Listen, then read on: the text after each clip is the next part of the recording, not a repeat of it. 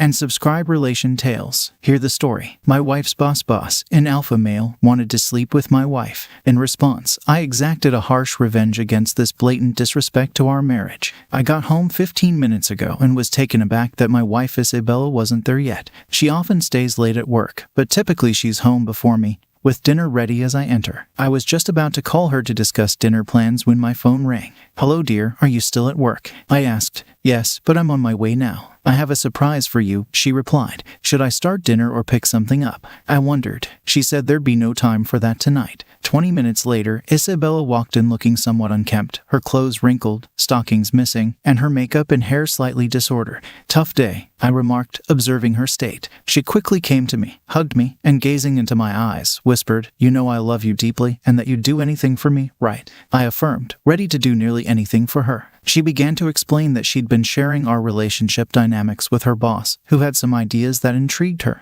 She confessed the concepts were quite erotic and stirred her fantasies. I acknowledged that while I let her make many decisions, major ones like house purchases, car choices, and financial planning were mutual. My willingness to make her happy doesn't equate to submissiveness. It's simply my expression of love. "You know how you generally let me decide on most things, and you're so loving and kind, allowing me almost anything I want."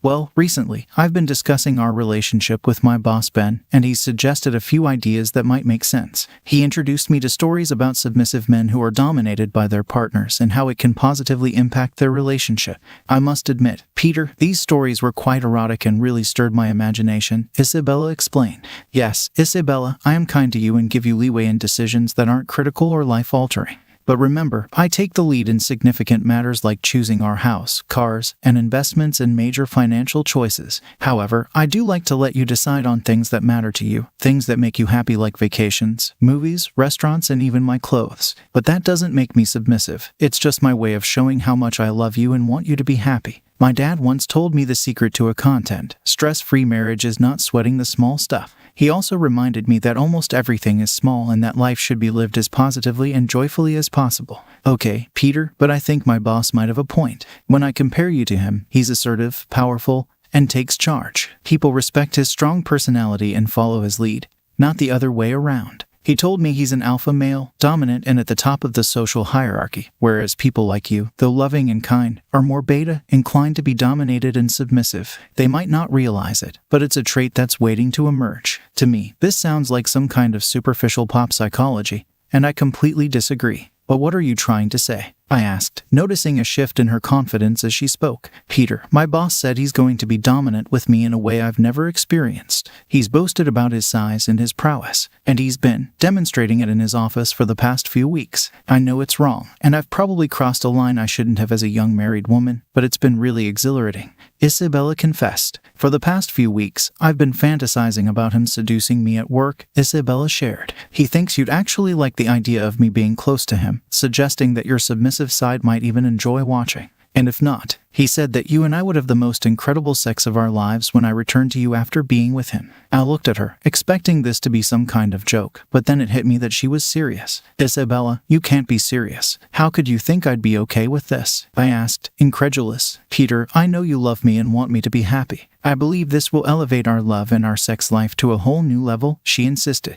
Isabella, are you telling me you've been intimate with your boss? Why on earth would you do that? I demanded, struggling to comprehend her actions. Isabella, oh no, Peter, I would never cheat on you, I exclaimed in disbelief. But you already have. You've had intimate conversations with Ben. And you've told me about touching his boyfriend. Did he? I trailed off, seeking confirmation. She averted her gaze, unable to meet my eyes, and quietly said, No, Peter, not yet. He's waiting in the driveway. We're going to talk, and then he'll come up to our bedroom. We're going to be together. And you can watch if you want. Ben would like that. If not, you can come and get me afterward, and I'll be all yours, ready for anything you've ever dreamed of. Are you kidding me? The thought of being with you after you've been with him is revolting, I retorted, disgusted. And what now, Isabella? Because I'm saying no and demanding that he leave immediately. Isabella's expression turned to one of panic. I could tell she hadn't anticipated this response, and now it seemed she was going to take a more assertive stance. Isabella, you seem to have been influenced by your boss, I said, struggling to grasp the situation. You love me, and I want this. You've always let me have my way. And I've decided this will be good for us. Let's try it just once, though I'm sure it'll be so amazing we'll want to continue. Now, I'll go upstairs to get ready for him, And for you, you can let him in, then wait until we're done.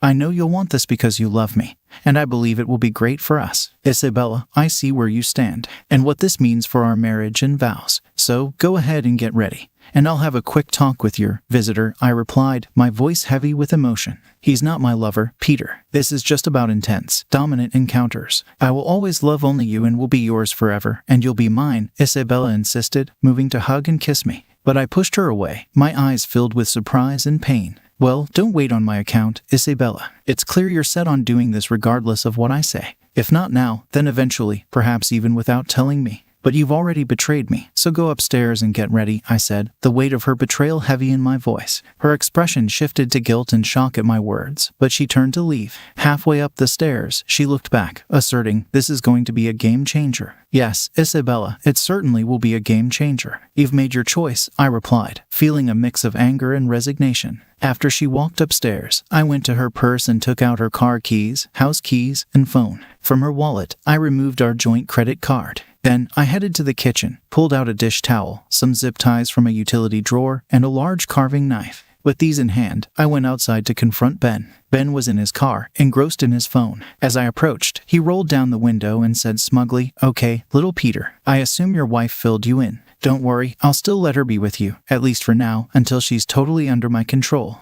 You're going to enjoy this, Ben started, but I didn't let him finish. I launched into the most forceful left hook I could muster, striking him squarely in the nose. The sound of a crunch confirmed I'd inflicted damage. Handing him a kitchen towel, I said, here, you might need this, Ben.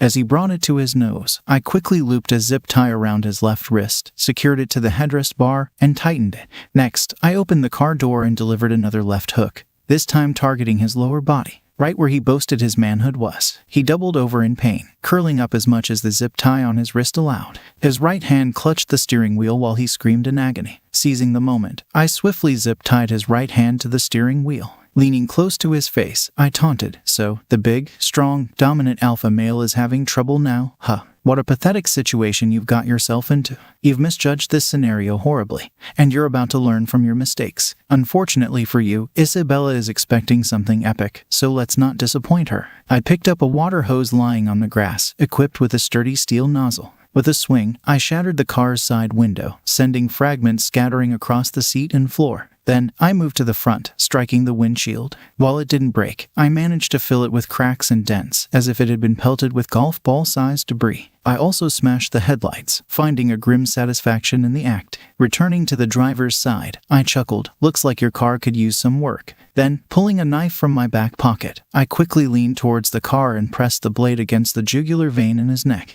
In my most menacing tone, I hissed, how many times have you been with my wife? Did you try to convince her that I would accept this? Fear flashed in his eyes as he stuttered. Only twice, these last few weeks. It meant nothing, it was just sex. Please, let me go, and I promise you'll never see me again. I regarded him with contempt, seeing him as nothing more than despicable. I'm not going to end you right now, but make no mistake, if I get wind of any trouble from the police or any repercussions from our little chat today, I will come after you. If you involve the police, I might end up in jail, maybe get out on bail, or even serve time. But regardless, there will come a day when I will find you, maybe in a parking lot, maybe in an elevator at work. And when that day comes, I will finish what I started. It's your choice. This could be the last time you ever see me, or you could spend the next week, month, or year looking over your shoulder, waiting for the moment I decide to end you. But these words, I leaned over him, stuck the knife into the passenger seat and said, Isabella will need this to free you, so you can either drive her away or maybe she'll take you to the emergency room. Doesn't matter, just make sure you get her out of my sight. I walked into the house, and as soon as Isabella heard the front door close, she called from the bedroom, Is that you, Ben? Come up here. Have you sorted things out with Peter? I was taken aback by her naivety. Isabella, Ben's in the car. He wants you to come out and talk. I think he's reconsidering, I replied. A minute later, Isabella came down, wearing the underwear I'd bought her and a hastily donned robe. What happened, Peter? Did you reassure him everything's okay? She asked. I made it clear his future depends on his actions. You should probably go out and talk to him, I responded. She looked at me, puzzled, and said, Peter, please remember that I love you, and this is going to strengthen us. Of course, Isabella, I replied, masking my true feelings. Feeling a newfound sense of resolve, I locked the front door immediately after Isabella walked out. As I made my way upstairs, I heard Isabella screaming, "What have you done, Peter? Come here." I ignored her pleas and went into our bedroom, pulling out a suitcase. I quickly gathered a handful of Isabella's underwear, bras, and socks from her drawers. Then I grabbed some t-shirts, shirts, jeans, and sweaters from her closet, packing them into the suitcase. In the bathroom, I hastily threw as much of her makeup and personal items as I could fit into the suitcase. Returning to the closet, I grabbed a pair of her tennis shoes. Walking to the guest bedroom at the front of the house, I opened the window and shouted, "Isabella, you might need this," as I dumped the suitcase onto the driveway. Some perfume bottles might have broken, but that was no longer my concern. Then I threw her tennis shoes, aiming for her, but she managed to dodge them. She looked up at me with tears in her eyes and cried, "Peter, please, what are you doing?" I replied, "I was sure this was what you wanted. I'm sorry, I didn't mean to make you angry or hurt you. I can't believe how harsh and brutal you were to Ben. He's my boss, for goodness sake. Please, Peter, let me in so we can talk about how to get through this," Isabella pleaded, her voice laced with disbelief. "Isabella, I can't even begin to express how absurd you've sounded since you got home with this scheme to turn me into a cuckold.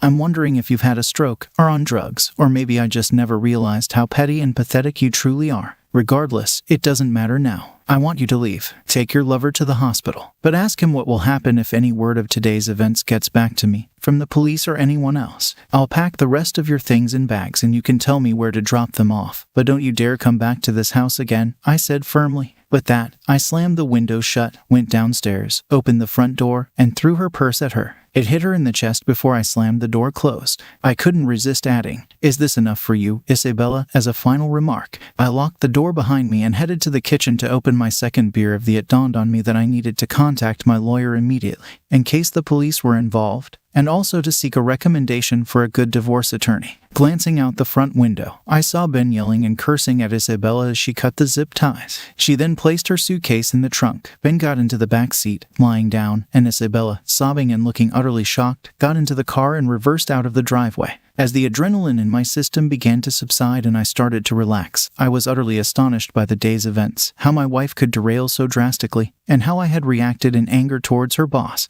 I was alarmingly close to causing him serious harm and now realized he just wasn't worth it. I couldn't help but laugh at the nonsense he had fed Isabella about being an alpha and me being a beta. Was out of love and a desire for a happy life, a happy lifelong marriage. But Isabella completely misunderstood my kindness as if I were a submissive beta personality who would let her fool me with someone like Ben. I never saw this coming. In the following days, Isabella stayed away from the house. I kept receiving calls from unknown cell phones, which I assumed were from Isabella since I had taken her phone, pleading for me to call her back on a specific number to talk things through. I knew a confrontation was inevitable. Since the police hadn't shown up, I felt relieved, thinking I had narrowly escaped trouble. Now, it was time to close this painful chapter. I called Isabella and told her to return in an hour for a talk. After hanging up, I finished packing everything in the house that belonged to her and waited on the porch. Isabella eventually drove up in her car, which she must have retrieved from work. I wasn't sure if she was staying with Ben, her parents, friends, or at a motel. Surprisingly, I found myself not too interested in where she had been.